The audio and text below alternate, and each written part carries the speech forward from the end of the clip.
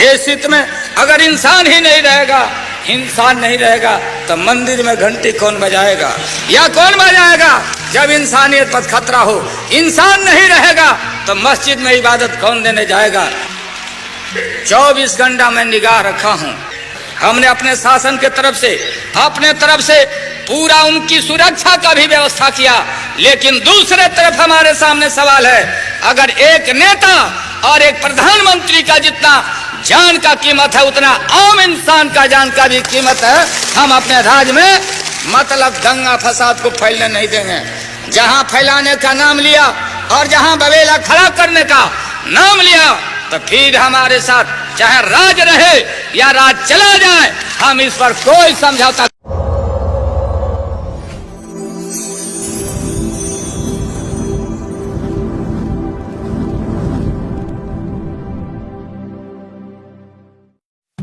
यह सही है कि मैंने आपको स्वर्ग नहीं दिया, लेकिन इससे कोई इनकार नहीं कर सकता कि मैंने आपको स्वर्ग नहीं दिया है। करीब 2 दशक पहले जब एक सभा के दौरान यह बात लालू यादव ने कही, तब उनकी बातों से अधिकतर लोग सहमत नजर आए। अब जब चारा घोटाले में लालू यादव को हाई कोर्ट से जमानत मिली है, तो उस वर्ग में ज्यादा उत्साह देखने को मिल रहा है, जिसको लालू यादव स्वर्ग देने की बात कह रहे थे। मौजूदा दौर में बिल्कुल नई पीढ़ी जवान हो चुकी है, इसलिए उसे चारा घोटाले से जुड़ी कुछ बातें जानना जरूरी है, वरना धारणाओं के आधार पर विचार बनाने के कई दुष्परिणाम हो सकते हैं। शुरुआत लालू यादव के सत्ता में आने से करते हैं।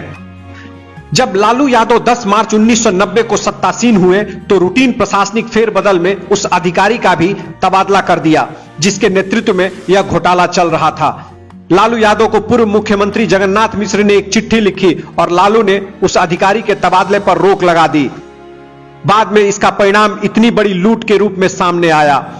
वर्ष 1996 में लालू यादव ने जांच के आदेश दिए, लेकिन लालू यादव को घेरने की तैयारी राजनीति और नौकरशाही का एक बड़ा तबका कर रहा था। अब कुछ बातों पर थोड़ा रुक कर गौर करें। लालू यादव ने 10 मार्च 1990 को बिहार के मुख्यमंत्री का पदभार संभाला था। उन्होंने आकाशवाणी से प्रसारित अपने पहले संदेश में राज्य की जनता से कहा था कि हमारी पहली प्राथमिकता सबको शिक्षा और सबको रोजगार देना होगा। दूसरी प्राथमिकता राज्य से बड़ी संख्या में हो रहे पलायन को रोकना होगा, और तीसरा अब तक हो रहे भ्रष्टाचार पर रोक लगाकर रुके हुए विकास की गति को फिर से शुरू करना होगा। अगले दिन यानी 11 मार्च 1990 को पटना से निकलने वाले अखबारों का मुख्य पृष्ठ देखें तो आपको ऐसा लगेगा कि लालू यादव ने मुख्यमंत्री के रूप में शपथ नहीं लिया था, बल्कि लालू का अवतार हुआ था जिसके पास कोई चमत्कारिक शक्ति है। लेकिन कुछ ही महीने बाद 7 अगस्त 1990 को प्रधानमंत्री विश्वनाथ प्रताप सिंह ने मंडल आयोग की अनुशंसा को लागू करने की घोषणा कर दी। लालू यादव ने उस निर्णय का खुले दिल से स्वागत किया। कारण यह भी है क्योंकि उनकी पार्टी जनता दल ने मंडल आयोग की सिफारिशें लागू करने का चुनावी वायदा किया था। फिर 15 अगस्त को बीपी सिंह इसी बात को लाल किले की प्राचीर से दोहराते हैं। मंडल आयोग के फैसले को लागू करने का विरोध पूरे देश में हिंसक पैमाने पर शुरू हो गया। पटना के एक कार्यक्रम में मुख्यमंत्री लालू यादव का मंडल विरोधियों ने जोरदार विरोध किया। इसी सभा में लालू यादव ने पहली बार खुले शब्दों में मंडल विरोधियों को यह कहकर ललकारा कि जो भी व्यक्ति आरक्षण का विरोध करेगा उसको बुलडोजर से कुचल देंगे। मुख्यमंत्री के रूप में लालू यादव का यह रौद्र रूप पहली बार बिहार की जनता के सामने आया। अगले 2-3 दिन के भीतर पटना में ही आरक्षण विरोधियों के एक बड़े प्रदर्शन पर पुलिस फायरिंग में बीएन कॉलेज के छात्र शैलेंद्र राय की मौत हो जाती है। एकाएक लालू यादव की छवि अखबारों और संचार माध्यमों में खलनायक की बनाई जाने लगी। कुल मिलाकर लालू के पास मात्र 4 महीने 27 दिन का वक्त था जब वह बिहार के मुख्यमंत्री थे। इसके बाद सवर्ण नौकरशाही, सवर्ण मीडिया, सवर्ण अकादमिक, सामंतों और समाज के प्रभावशाली वर्गों के लिए इन 4.5 महीनों में ही लालू यादव ऐसा दैत्याकार व्यक्ति बन गए जिसे किसी भी कीमत पर पद से हटाने की मुहिम छिड़ गई। दूसरी तरफ लालू यादव अपने काम से भी सत्ता पर पकड़ मजबूत कर रहे थे। मंडल की काट के लिए लाल कृष्ण आडवाणी रथ यात्रा पर निकल पड़े। पटना के गांधी मैदान में लालू यादव ने बतौर मुख्यमंत्री एक सर्वदलीय रैली को संबोधित किया। लालू यादव के उस ऐतिहासिक भाषण को याद कीजिए जिसमें वह आडवाणी से रथ यात्रा खत्म करने की अपील करते हुए चेतावनी भी देते हैं कि चाहे उसकी सरकार रहे या चली जाए, हम अपने राज्य में दंगा फसाद नहीं फैलाने देंगे। जहां बावेला खड़ा करने की कोशिश हुई उससे सख्ती से निपटा जाएगा। जितनी एक प्रधानमंत्री की जान की कीमत है उतनी ही एक आम इंसान की जान की कीमत है। अंततः लालू ने आडवाणी को समस्तीपुर में गिरफ्तार करवाया। आडवाणी की गिरफ्तारी के बाद लालू ने जिस सक्रियता से कानून व्यवस्था को अपने नियंत्रण में लिया, उससे आम लोगों में उनकी छवि एक कुशल प्रशासक की बनी। गांधी मैदान की बुकिंग के लिए कलेक्टर के कार्यालय में जाकर आप पुराने फाइल को पलटें या फिर 1996 तक के पटना से निकलने वाले अखबारों का पृष्ठ पलटें तो आपको पता चलेगा कि पटना के गांधी मैदान में कितनी छोटी छोटी जातियों की रैली हो रही थी, जिसमें मुख्य अतिथि लालू यादव थे। इन रैलियों में उस जाति के नेता लोग मुख्यमंत्री लालू यादव से तरह तरह की डिमांड करते थे और लालू उसे निपटाने का आश्वासन देते थे। लालू अपने पहले कार्यकाल में भ्रष्टाचार के खिलाफ हर जगह भाषण में यह बात बोलते थे, अगर मैं घूस खाऊंगा तो मैं गाय का सोडित पीऊंगा। जनता लालू के भ्रष्टाचार विरोध के नारे को बिल्कुल उसी रूप में ले भी रही थी। मीडिया में यह कहकर प्रचारित किया गया कि लालू कहते हैं भूरा बाल साफ करो, भूमिहार, राजपूत, ब्राह्मण और लाला को खत्म करो। हालांकि लालू यादव ने इस बात का लगातार खंडन किया, लेकिन दमित बिहारी समाज में इसका संदेश यह गया कि लालू एकमात्र नेता हैं जिसमें उस समुदाय को औकात में रखने की क्षमता है। यह भी एक कारण था कि राज्य में सबसे ताकतवर तबकों के असहयोग के बावजूद उनकी पकड़ सत्ता पर मजबूत होती गई। लेकिन कई बार ऐसी चूक भी हो रही होती है जो सचेतन उनके मन में भले ही नहीं रहा हो, अवचेतन में वो सारी चीजें कह रहे थे। 1991 और 1996 के लोकसभा चुनाव और 1995 के विधानसभा चुनाव में उनकी पार्टी को मिली सफलता ने उनको अपने हितैषियों से दूर कर दिया। उसी बीच लालू के दोनों सालों ने मिलकर एक निरंकुश सत्ता की धुरी निर्मित कर ली। इसमें लालू की पत्नी राबड़ी देवी की सहमति थी। लालू से अनायास कुपित मीडिया ने उस समानांतर सत्ता को जंगल राज का नाम दिया।